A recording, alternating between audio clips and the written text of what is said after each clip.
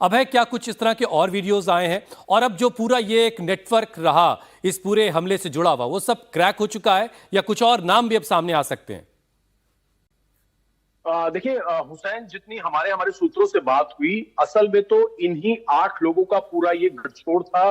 Doctor terrorist group था जिसमें doctor Shaheen, doctor Muzammil, अभी एनआईए ने जो हाल में ही 2 गिरफ्तारी की है, उसके साथ उमर, इन्हीं लोगों ने मिलकर ये पूरी की पूरी प्लानिंग की थी। कुछ विदेशी हैंडलर्स हैं जो कि पाकिस्तान, अफगानिस्तान में भी बैठे हुए हैं, जिनसे संपर्क में थे, जिनके सबूत मिले हैं और उनको वापस लाने के लिए इंटरपोल के जरिए जो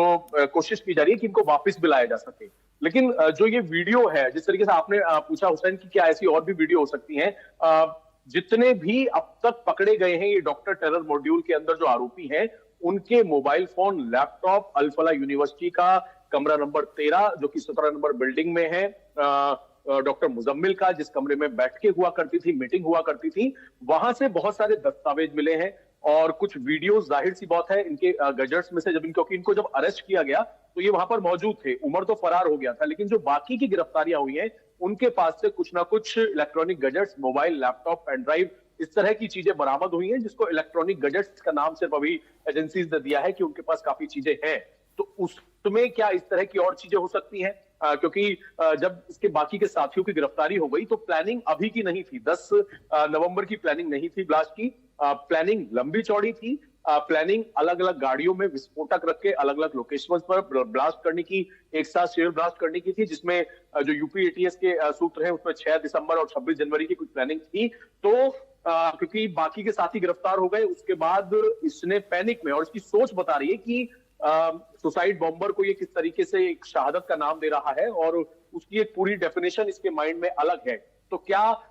जो और इस आतंकवाद से जुड़े हुए इसके साथी या लोग हो सकते हैं, उनको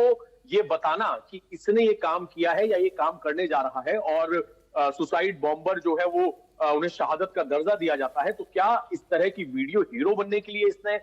बनाई? हालांकि इसकी मानसिकता और इसका कट्टरपन जो है वो सबके सामने आ गया है। और बड़ी बात यही है कि अल फलाह यूनिवर्सिटी के लोगों को क्या नहीं पता था कि उनकी यूनिवर्सिटी के अंदर इस तरह की हरकतें और इस तरह का आतंकवाद पनप रहा है। और यही वजह है कि अब उनके डॉक्यूमेंटेशन छानने की भी कोशिश तमाम एजेंसीज कर रही है। तो और वीडियो भी हो सकती है, क्योंकि अभी पूछताछ का सिलसिला जारी है। जैसे जैसे पूछताछ आगे बढ़ेगी, इनके जितने गैजेट्स हैं वो चेक किए जाएंगे, तो बहुत सारी चीजें भी सामने आना बाकी है। हमें तो जैसा कि अभय ने हमें बताया कि इस वक्त जांच चल रही है, हो सकता है ऐसे और भी वीडियोस हों, लेकिन जो आप तस्वीर इस वक्त देख रहे हैं ये बहुत महत्वपूर्ण है, क्योंकि ये वही शख्स है जिसको आप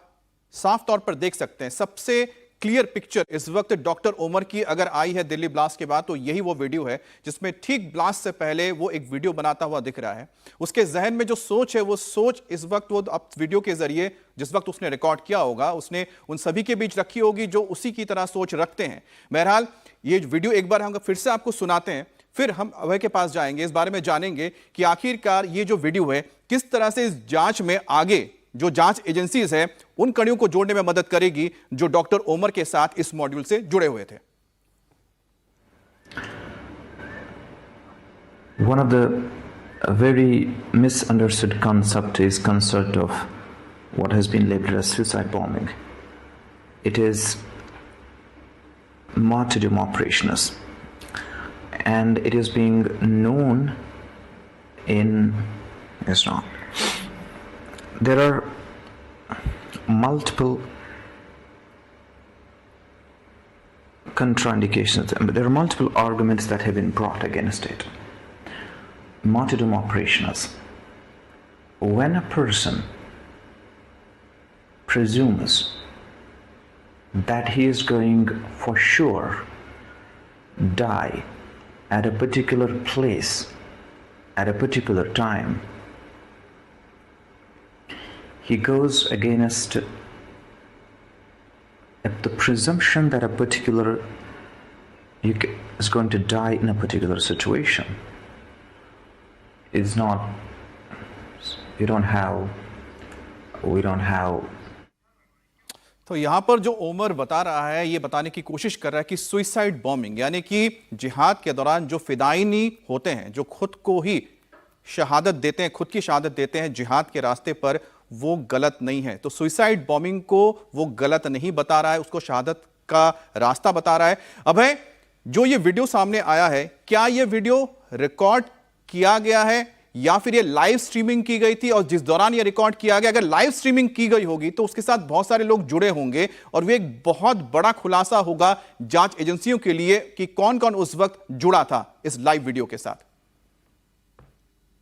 देखिए अमित, अब तक जो जानकारी मिली है जांच एजेंसी की तरफ से, ये वीडियो जो है जब वो इसके बाकी के साथियों के गैजेट्स को चेक किया गया तब ये वीडियो मिला है और इसने अपने कुछ जानकारों को ये वीडियो भेजा था क्योंकि काफी सारे लोगों को राउंड अप किया गया है जो कि उमर की मदद कर रहे थे। 2 लोगों को हमने देखा अमित, जम्मू कश्मीर के रहने वाले 2 लोगों को हाल में ही एनआईए ने गिरफ्तार किया जो कि मदद कर रहे थे उमर की। उसके बाद उनको पटियाला हाउस कोर्ट में पेश किया गया। अब जैसे जैसे जांच आगे बढ़ रही है, क्योंकि लाइव लिंक का अब तक हमारी जानकारी में नहीं है, सोर्सेस का ये कहना है कि इसने 10 नवंबर के ब्लास्ट से पहले कहीं पर ये वीडियो बनाया और वीडियो बनाकर इसका मकसद ये था कि ये बता सके कि सुसाइड बॉम्बर जो है उनको ये शहादत के तौर पर देखता है और इसकी किस तरह की धारणा है खुद को हीरो बनने के लिए। इसने इस तरह की बात जो है वो पहुंचाई और फिलहाल की अगर बात की जाए अमित, तो इस तरह की कई सारी वीडियो जो है वो हो सकती हैं और इसी को लेकर फिलहाल जांच एजेंसी पूछताछ कर रही हैं। जितने इसके साथी पकड़े गए हैं या फिर जो पूरा डॉक्टर टेरर मॉड्यूल है, उन सभी से इस वक्त एनआईए, दिल्ली पुलिस की स्पेशल सेल और साथ ही जम्मू कश्मीर पुलिस पूछताछ कर रही है क्योंकि अब कड़ी से कड़ी जुड़ रही है। अब तक इसका पूरा रूट सामने आया उमर का, उमर कहां कहां पर गया अपनी गाड़ी के अंदर विस्फोटक रख के, उसके बाद उस तरह उसकी सोच किस तरह की थी सुसाइड बॉम्बर्स को लेके। वो वीडियो बनाने के पीछे मकसद यही था कि अगर वो भी पकड़ा जाता है, क्योंकि ये जानकारी मिली है कि 10 नवंबर को ब्लास्ट करने की कोई एकदम से प्लानिंग नहीं थी। वो पैनिक के अंदर, क्योंकि हीट बहुत ज्यादा जब होता है अमोनियम नाइट्रेट और व्हीकल फ्यूल एक बंद गाड़ी के अंदर, तो वो ब्लास्ट करता है। लेकिन ब्लास्ट करने की प्लानिंग इसकी उस दिन की नहीं थी, लेकिन इसको ये पता था। जम्मू कश्मीर पुलिस ने भी 6:52 पर ये ब्लास्ट हुआ और 6 बजे जम्मू कश्मीर पुलिस ने ट्वीट किया था कि यू कांट हाइड। इस तरह की बातें जो है वो जम्मू कश्मीर पुलिस ने की थी, तो इसको पता था कि ये बहुत जल्द पकड़े जाने वाला है और यही वजह है कि पकड़ने से पहले ये चाहता था कि इसकी एक वीडियो बनके इसके बाकी के जो आतंकी साथी हैं उन तक पहुंच सके और इसीलिए इसने अपनी इस तरह की वीडियो बनाई और उस वीडियो को बना के इसने किसको सर्कुलेट किया अमित, ये अभी क्लियर नहीं है। इसके बहुत सारे ऐसे टेरर मॉड्यूल से जुड़े हुए जम्मू कश्मीर के इसके साथी थे जिनकी अब धीरे धीरे करके गिरफ्तारी हो रही है। 2 लोगों को हाल में ही कल और परसों जम्मू कश्मीर से गिरफ्तार किया है जिन्होंने जो तमाम तरह का ये पूरा मॉड्यूल बनाना चाह रहे थे पूरी सीरियल ब्लास्ट का, उसमें इसकी मदद की थी। तो फिलहाल इसने किस किस को ये वीडियो भेजा, क्योंकि लाइव स्ट्रीमिंग के बारे में हमें अभी कोई जानकारी नहीं है, लेकिन ये वीडियो तकरीबन 1.5 मिनट के आसपास का वीडियो जो है इसने बनाया लेकिन था। एक बहुत अहम कड़ी है और इसमें जिस तरह से हम इसको सुन रहे हैं यहाँ पर डॉक्टर उमर को, एक बात तो बिल्कुल साफ हो जाती है कि उसके दिमाग में आ गया था कि जब उसके साथी पकड़े जा चुके हैं, उनके पूरे इस षड्यंत्र का, साजिश का खुलासा हो चुका है, तो ऐसे में वो कुछ कर गुजरेगा और उसमें वो फिदाइन बनने के लिए भी अपना मन बना चुका था। हुसैन, बिल्कुल बिल्कुल, और ये अभी जांच जारी है ऐसी और बहुत सारी बातें भी सामने आने वाली हैं। कुमार, अभी तक की जांच में जितने लोगों के नाम सामने आए हैं ये दायरा धीरे धीरे और बढ़ता जा रहा है। देखिए, बिल्कुल लगातार दायरा बढ़ रहा है। एनआईए के हाथ में जब से जांच आई है तो एनआईए 2 लोगों को गिरफ्तार कर चुकी है, जिसमें एक दानिश है, दूसरा आमिर है। आमिर की गिरफ्तारी पहले हुई, उसके बाद दानिश की हुई। अब जो जांच एजेंसियां हैं वो उन मोबाइल नंबर्स को रडार पर लिए हुए उन मोबाइल नंबर की जांच कर रही है जो धमाके से पहले लाल किले के पास जहां पर पार्किंग में गाड़ी खड़ी की थी उमर ने, वहां पर एक्टिव थे या फिर धमाके वाली जगह पर। तो इन दोनों जगहों के लोकेशन के जो है तकरीबन 60 से ज्यादा जो मोबाइल नंबर हैं वो जांच एजेंसियों की रडार पे हैं। दरअसल मोबाइल टावर से डंप डेटा लिया गया और उसके बाद इन नंबर को रडार पर लिया गया। दरअसल इन नंबर को रडार पर लेने के पीछे एक सबसे बड़ा कारण है, दरअसल वो कारण है ये कि इन नंबरों पर विदेशी नंबरों से उस दौरान फोन आए थे। तो अब एजेंसियां ये जानने की कोशिश कर रही हैं कि आखिर ये नंबर किसके हैं, कौन ऑपरेट कर रहा है, कौन इन नंबरों का मालिक है और क्या कुछ बातचीत हुई। इसके अलावा अभी एनआईए जो है इस पूरे मामले में, दिल्ली ब्लास्ट मामले में कुछ और अहम गिरफ्तारियां भी कर सकती है। फिलहाल लगातार जो है एजेंसियां रेड भी कर रही है, इन्वेस्टिगेशन भी कर रही है, पूछताछ भी कर रही है, जिसके बाद एनआईए ने आधिकारिक तौर पर जो जांच है वो मिलने के बाद आमिर और दानिश को गिरफ्तार कर लिया है। इसके अलावा दिल्ली पुलिस की स्पेशल सेल लगातार पूछताछ कर रही है, लगातार इसमें छापेमारी कर रही है, क्राइम ब्रांच इंडिविजुअली इंक्वायरी कर रही है, ताकि जो मामला है वो पूरा जो व्हाइट कॉलर टेरर मॉड्यूल है इसको जो है बस्ट किया जा सके, इसके जो अंतिम छोर तक जो है एजेंसियां पहुंच सके और सब जो है वो सलाखों के उसी में ही मुझे लगता है कुमार सोनू ये वीडियो एक बहुत अहम रोल प्ले करने जा रहा है, इसका एक बहुत अहम रोल रहेगा। एक बार फिर से आपको ये वीडियो सुनाते हैं, गौर से सुनिएगा, क्योंकि ये वही शख्स है जिनने दिल्ली में ये धमाका किया था जिसमें कई मासूमों की जान चली गई थी। One of the very misunderstood concept is concept of what has been labeled as suicide bombing. It is martyrdom operations, and it is being known in Islam. There are multiple contraindications, but there are multiple arguments that have been brought against it. Martyrdom operations. When a person presumes that he is going for sure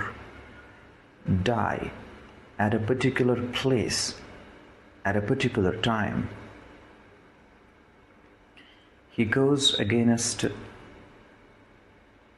the presumption that a particular is going to die in a particular situation. It's not, we don't have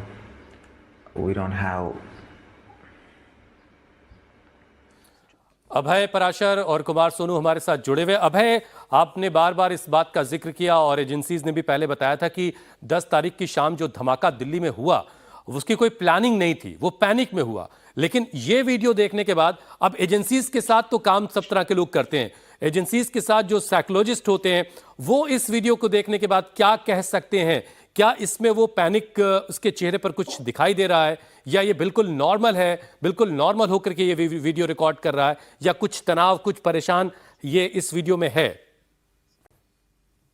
देखिए हुसैन, क्योंकि अभी जो video निकलकर सामने आ रही हैं ये अलग अलग तरह के, जब जगह जगह रेड्स की गई, अलग अलग तरह के गैजेट्स जो अब तक बरामद हुए गिरफ्तार आरोपियों के, उनसे ये तमाम वीडियो निकलकर सामने आई हैं। तो वीडियोस को जब कोर्ट के सामने पेश किया जाएगा सबूतों के तौर पर, उससे पहले बिल्कुल जिस तरीके से आपने बताया कि किस तरीके की साइकोलॉजी है, किस तरह की मानसिक स्थिति है, उसको एक्सपर्ट से भी जाना जाएगा। लेकिन ये जो वीडियो है, क्योंकि हमने इससे पहले की जो वीडियो देखी 29 अक्टूबर की एक वीडियो थी जो कि थी मेवात के इलाके के आसपास की, फरीदाबाद की एक दुकान पर ये गया हुआ था और वहां पर इसने फोन चार्जिंग में लगाया, उसमें ये हैरान परेशान दिखाई दे रहा है। कनाट प्लेस के अंदर जब इसकी गाड़ी घूम रही थी तो आसिफ अली रोड का एक सीसीटीवी सामने आया जिसमें इसके चेहरे के हाव भाव, इसकी हवाइयां उड़ी हुई थी और ये परेशान दिख रहा था। लेकिन इस वीडियो में जो इसने रिकॉर्ड की है, इस वीडियो को अगर हम समझेंगे, इससे पहले भी अगर कुछ आतंकियों की हमने वीडियो देखी है, तो इस वीडियो में ये हैरान परेशान नहीं, लेकिन इसकी सोच जो है वो पता लग रही है कि इसकी सोच किस तरीके की है, कैसा माइंडसेट है। ये इसने जो अब तक जो इसके मन में गलत धारणा है इस्लाम को लेके, साथ ही आतंकवाद को लेकर, ये सुसाइड बॉम्बर को सही ठहरा रहा है, शहादत की बात कर रहा है, एक पढ़ा लिखा डॉक्टर बनने के बावजूद इस तरह की बातें कर रहा है, तो उससे इसकी ऐसा नहीं लग रहा कि ये बहुत ज्यादा हैरान परेशान है, बल्कि इसके दिमाग में कितना जहर है ये इससे पता लग रहा है कि ये क्या सोचता है देश के बारे में, देश के अंदर ब्लास्ट करने के बारे में। तो इस तरह की चीजें जो है अभी क्योंकि अलग अलग तरीके की वीडियोस जो है धीरे धीरे निकलकर सामने आएंगी, उसी हिसाब से इसमें आगे पूछताछ का सिलसिला जो है वो जारी होगा। बाकी के लोगों से अभी गिरफ्तारियां जो है फिलहाल एनआईए बिल्कुल बहुत सारी चीजों को डिकोड करने का सिलसिला जारी है और ये वीडियो भी डिकोड जब किया जाएगा तो बहुत सारी बातें और खुलकर सामने आएंगी।